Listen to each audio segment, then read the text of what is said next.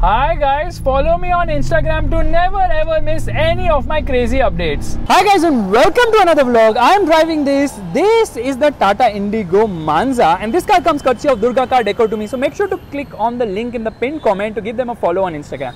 Anyways, the design you can say is very similar to the Vista, but some chrome here and there. Obviously you see chrome surrounds on the fog lights too. That's kind of cool. Light extends so long now. 1, 2, 3, 4 like crazy as such, and you get chrome on the grille. But you know what, Tesla owners will not buy this car because this is Elan and not Elon. Jokes aside, this is actually the Elan edition, which gets some cosmetic bits here and there. The wheel size happens to be 14 inches. The tire size 185/60 15s actually. These are 15s, not 14s, but they look like 14s to me. I'm sorry about that. Anyways, the design is fine till here, but then feels a bit ungainly. True fast beamers will know that a Manza vlog had already come before and it vanished into thin air as such. So they have actually given it a big boot. Only thing is because it's so bulky here, the wheels feel small. The lights at the rear get, a different treatment when compared to regular Tata cars, which had a longish, verticalish bar. It says Sapphire 90, which is a Fiat sourced engine. It says BS4. I said Fiat sourced engine. Indigo Manza written there, and then they dropped the Indigo badging completely to just call it Manza. Rear parking sensors and a rear parking camera as well, which is kind of cool. Let's open the boot of the vehicle, which means putting the key, and there it opens. Okay, it is a massive boot. That is absolutely obnoxiously big, and there is actually insulation here for reasons best known to Tata Motors. They had a lot of money. They're like, chalo boot mein dal dete hain. Anyways, says petrol here because most people used to buy diesel. There is so much space at the rear, which is obnoxious. This is actually based on the X1 platform on which the Nexon is based. So yeah, this is the Nexon's great grandfather. Twin headrests, none at the center because there is a center armrest with twin cup holders. Not completely flat floor, but good amount of comfort on offer. This was the USP of Tata cars. Of course, there is storage space here. Yeah, the USP of Tata cars was the space they offered. And I like the color shade, which matches with the interior, because the interior also gets this amazing color shade, which is kind of different. Door pockets are really chin to minto. Seats seem comfortable to me. And here we are on the inside. Let me tell you that I like this color shade without a doubt.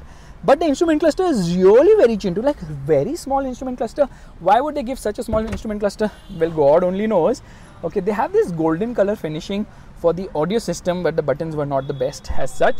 Twin cup holders, this is the air conditioning control, and this is like what, a fax machine? No, this is so that you can dial stuff to make a call, and there's a CD player. But the infotainment system is kind of weird, but it gives you data right there. Thankfully with the Manza, they moved the instrument cluster from here to here, and on that excitement, I actually dropped the phone. So the thing is that in the Vista, the instrument cluster was in the center, which was a very bad positioning. Let's turn on the car, and there it rose to life. It's giving me so much information right there, which is very nice. There's a glove box which is lockable, which is like a cupboard to me right now, and music system keeps playing on its own without any permission. Air conditioning is a chiller, I should tell you that. Screen is chin to minto. It's like the Nokia 3310 of infotainment systems. But you know what? There is no mirror. There doesn't need to be one, but there is a nice mirror, and no, they're not lights. There's a light here, no auto-dimming inside view mirror. You didn't get that at that time. Dashboard is really nice and bulky. Let's start driving. Oh my God, there is a reverse parking thingy. Let's get into reverse. Let me see that. There is the reverse camera. Okay, nothing is standing behind, so I don't think we can see anything. But yeah, it actually lights up when I get into reverse. We are standing next to a wall or something of that sort.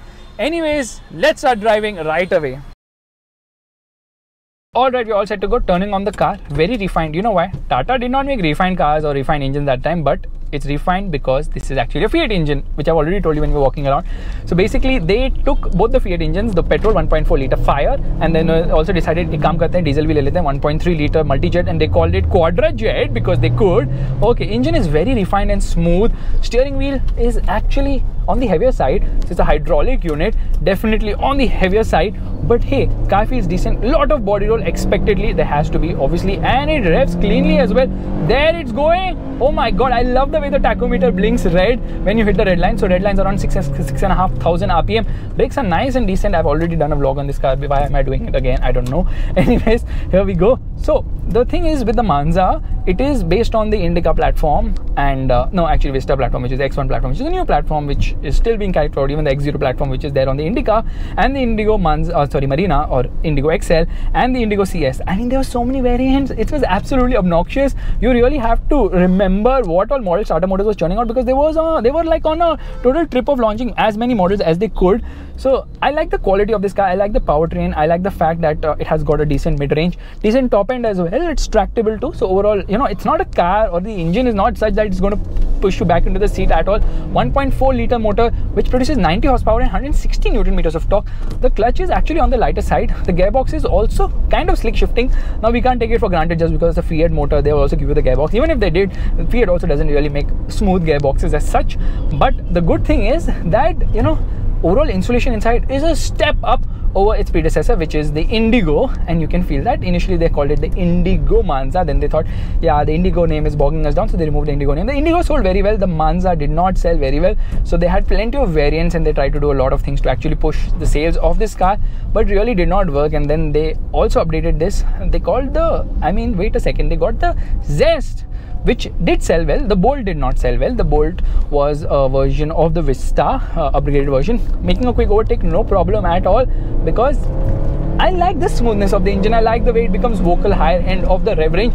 So yeah, overall, definitely Tata Motors was doing a good job, but it was not really loaded with a lot of features, and that's one of the reasons why it did not sell. And then obviously the typical Indian mindset is, मैं तो एक ही company की गाड़ी लूंगा, and we all know which company we are talking about here. I don't want to mention it at the moment, but then at least Tata Motors went through so many variants of the car, unlike this Volkswagen Polo, which has been selling since 11 years unchanged. Onto the gas. Can we wheel spin? Of course we can. Hazard lights on, nobody behind us. We're going to come to a halt, revving the motor, rev still. Oh my god, 6,000 RPM. That is what we are talking about. Revs really very fast. The engine is fast revving, impressive motor. Let's turn on the lights. Now you can see better. It was so dull and dim at the while we were driving. It's saying 5.1 kilometers per liter right now. That's the real-time fuel efficiency. Now it's saying 25 kilometers per liter when I lift off from the throttle. So your driving completely depends on how much throttle you're inputting, rather the fuel efficiency. We're coming into first gear so that I can again show you this beautiful red colored, people come from anywhere, red color on the instrument cluster for the tachometer, which blinks as soon as you hit the red line, which is really damn awesome. I love it for sure. So much body roll in this car. Easy to handle for sure, easy to drive once you get used to the heavy steering wheel. But then you realize immediately that this is a car which is not meant for driving, because the suspension is soft, which makes it amazing in terms of ride quality. The ride is super duper awesome. Long wheelbase, which also helps in high speed stability, and definitely the ride was something which was amazing. Price was between 5 to 10 lakh rupees, making it quite expensive at that time for a Tata car. Again, however, considering the Indigo was really priced at a attractive price point. What am I even saying? The point is, this was not sub 4 meters, and that's the reason why the tax bracket went into another league altogether. And this is another amazing area which did not sell well, and that's the Nano. We should jump into that. Maybe that would be the next vlog, who knows. Thank you so much for watching. If you like this vlog, make sure to give the thumbs up, that's the like button, and also subscribe to the channel. Bye bye.